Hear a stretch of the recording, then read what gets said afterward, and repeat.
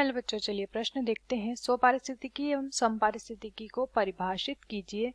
तो आइए जानते हैं हमारे प्रश्न की मुख्य अवधारणा। हमारे प्रश्न की मुख्य अवधारणा है, हमें बताना है स्वपारिस्थितिकी और समपारिस्थितिकी के बारे में। तो पहले किसकी बात करेंगे? पहले बात करेंगे स्वपारिस्थितिकी की। स्वपारिस्थितिकी की क्या होती है ये जान लेते हैं। देखिए, सबसे पहले पारिस्थितिकी क्या होती है? पारिस्थितिकी क्या होती है? पर्यावरण के साथ जीवों की परस्पर क्रिया का अध्ययन।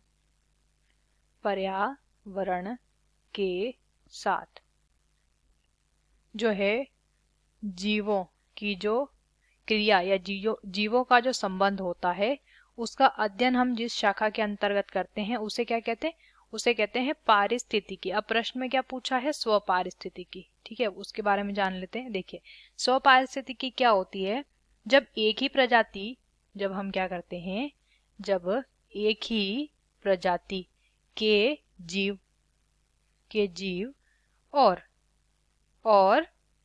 पर्यावरण के साथ एक ही प्रजाति के जीव जब पर्यावरण के साथ संबंध दर्शाते हैं और जब हम इस संबंध का क्या करते हैं? अध्ययन करते हैं, तो ये आता है किसके अंतर्गत? स्वपारिस्थितिकी के अंतर्गत। अब हम बात करेंगे समपारिस्थितिकी की। लिख लेते हैं। दूसरा क्या है? पारिस्थितिकी। इसके बारे में भी जान लेते हैं। देखिए, समपारिस्थितिकी क्या होती है?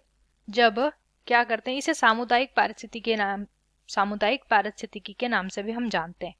जब हम क्या करते हैं, जब किसी स्थान विशेष की पारिस्थितिकी, ठीक है, उसके मापक्रम, स्थान विशेष की पारिस्थितिकी, उसका मापक्रम और उसके अंदर जो समुदाय स्थित है, उन समुदाय का आसपास के वातावरण से संबंध, जब इस पूरी प्रक्रिया का हम एक साथ अध्ययन करते हैं तो इसे क्या कहा जाता है? इसे समपारिस्थितिकी कहा जाता है।